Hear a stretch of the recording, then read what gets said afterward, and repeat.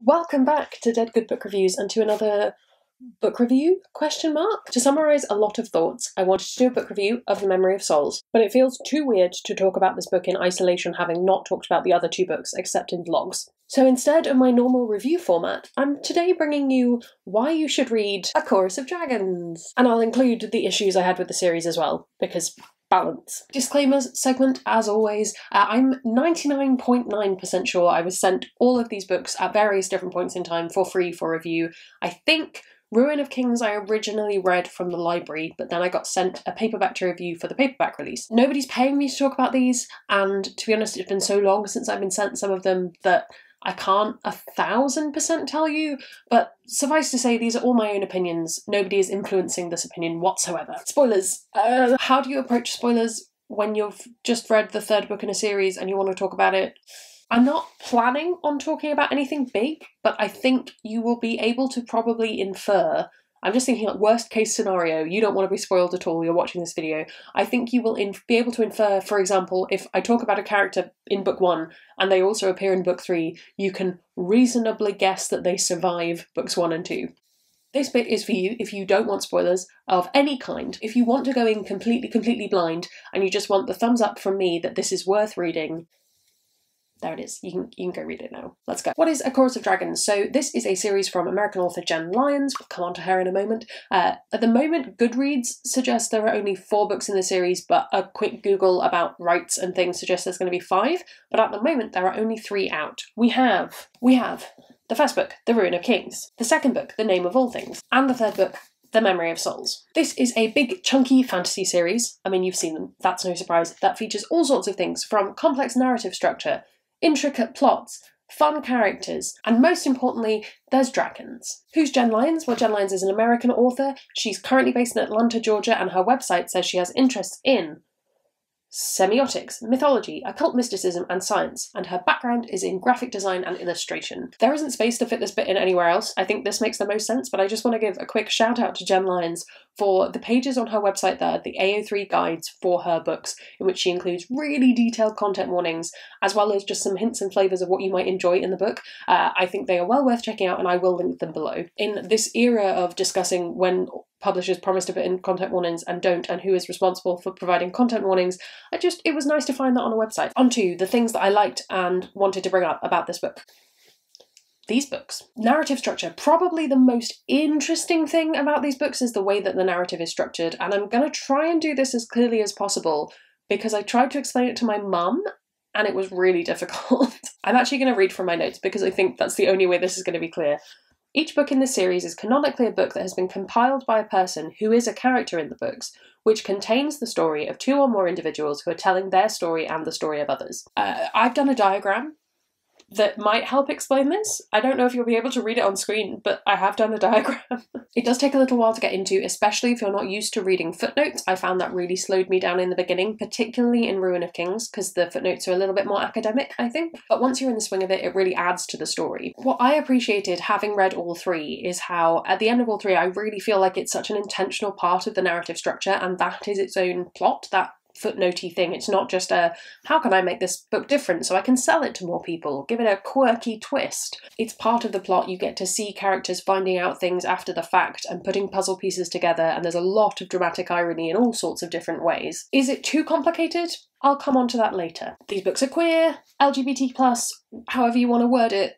There'll be gay stuff in these books. If you go to those AO3 pages that I mentioned earlier, you will find such tags as this. Fantasy, nobody gives a shit about whether you're queer. Ultimate disaster bisexual, badass lesbians with swords, more disaster bisexuals, and disaster gays, and disaster aces. Asexual is not the same as aromantic. And more good things like that. I have to say, when I read The Name of All Things the first time, when I wasn't in a place of kind of looking at authors, trying to see what they were about, I wasn't 100% sure of how the book explores gender in a fantasy context. But having read A Memory of Souls, having reread all 3 of them, and having that added context of this is an author who's trying to get it, or gets it. Basically, I'm coming around to it all. I think it actually works really well, and it doesn't try and be more than it is. It sets out what it's trying to represent, and it represents that. It doesn't try and fit everything in and do everything all to everyone all at once. Let us rejoice, there are gays on the page. Aww. Like, insert angelic music there. They are big. I know for some people that might be a con because there are only so many hours in the day, so many days in the year, and so many books to read.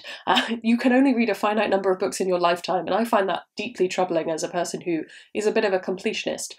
I assume heaven is some kind of library where I can just sit and read them all forever. That being said, I am going to put they are long in the prose section of this video. While they are long, and while they do take a bit of getting into, and they are a challenge, that's sort of what makes them so satisfying. And I think if you're the kind of person who's a bit like me, you just get something looking at a big book that you've just finished.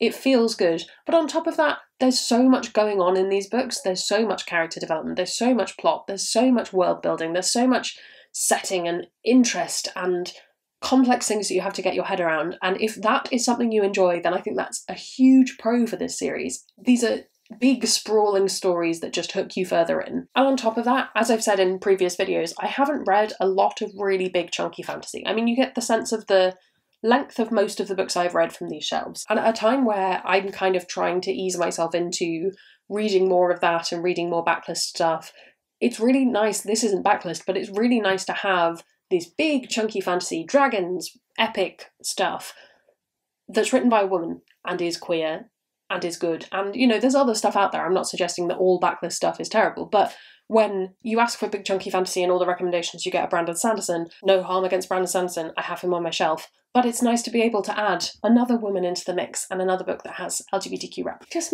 makes me happy and it makes me excited. What can I say? World building and detail. I think this series has some really good detail. It doesn't get totally bogged down in things, which I appreciate, but it does have dragons. The dragons are so cool. They're probably my favourite bit of world building, and I can't spoil it for you. But also, you know, libraries, quaint little villages, culture, clothes, food, it all ties together. The third book has some really cool stuff with ants that was giving me Children of Time vibes. Yeah, there's enough detail to fill these huge books without getting you completely stuck in an info dumping kind of world. I think it's really good. So moving on to the things that might make you less keen to read, I suppose. Things I am a bit iffy on. Still finding the word for this part of this video. These books are complicated. I've already mentioned that. So to start off, we have this narrative structure. It's a little bit to get your head around. Particularly, I think Ruin of Kings is actually the most difficult one to get your head around, which is frustrating because it's obviously the entry level to the book. I would maybe argue you could go in at Name of All Things and not have a terrible time, but it's probably not the best plan. As of that, I don't want to get into it too much because it will get spoily, but all I'll say is when I picked up Ruin of Kings, I wish someone had asked me to pay more attention to all of the family stuff. That's all I'll say. As you'll know if you've watched my videos before, I am very easily confused by epic fantasy and epic sci-fi, and I managed to stay on track with these. I will say much easier on a reread, much easier reading them back to back. So if your question is, do I need to reread the first two before I read Memory of Souls? Yes, you probably want to if you have the time. But also what I will say is these books have a lot of explains in them because of this narrative structure where sometimes people have to explain things to other people. It does mean that if you don't understand something at some point in a book, odds are someone will explain it to someone in a simpler way much later on. So keep reading. You'll find out the answers eventually. I've mentioned disaster characters in the context of these, you know, disaster bisexuals.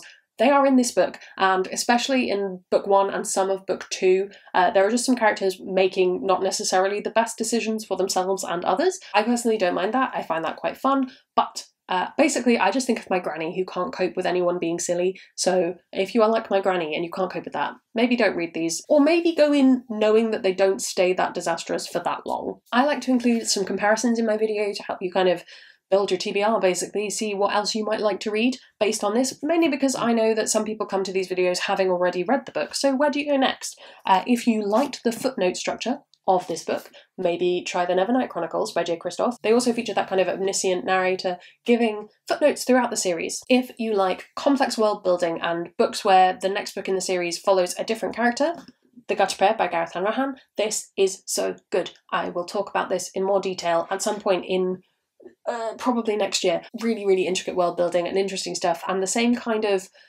late game reveals, I would say. And then I didn't have a wild card for this one. I have vaguely mentioned Children of Time, but that's been a wild card for me before. But I would say if you want epic, chunky fantasy, long fantasy, gay, and also dragons, why not read Priory of the Orange Tree? I mean, you've committed. It's long. Final thoughts. Are you thinking about reading this? I would say go for it. Don't be intimidated by how long these are. They are much more light-hearted than you would think, and if you feel like book 1 is a little bit stuffy, keep reading, because I think book 3 has been the funniest of all of them so far, and everyone I've spoken to who's read them has said the same thing. I think you probably already know if you're wanting to commit to basically 3 600+ page books, but if you're looking for my blessing in this journey, here it is. Or if you're looking for someone to DM as this book goes on to say, what, I don't understand what's happening, or just general screaming, I'm available. So that's my thoughts and feelings on A Chorus of Dragons by Jenn Lyons. I will try and update this when other books in this series come out, assuming that the world hasn't met its inevitable heat death by then. Thank you so much for watching. I hope you enjoyed this video. Comment below with another book that you think would be great that involves dragons, because that's basically all I ever want to read.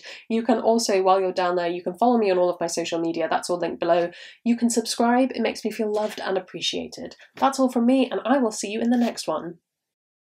There's gonna be some bloopers now. There's enough room to wiggle my arms sufficiently. I've had some issues with the lack of room to arm wiggle in frame lately. I think this will do. I must just keep these separate or I have to unstack them every time. Right. Yeah, it's good. Birds, dogs, what's happening?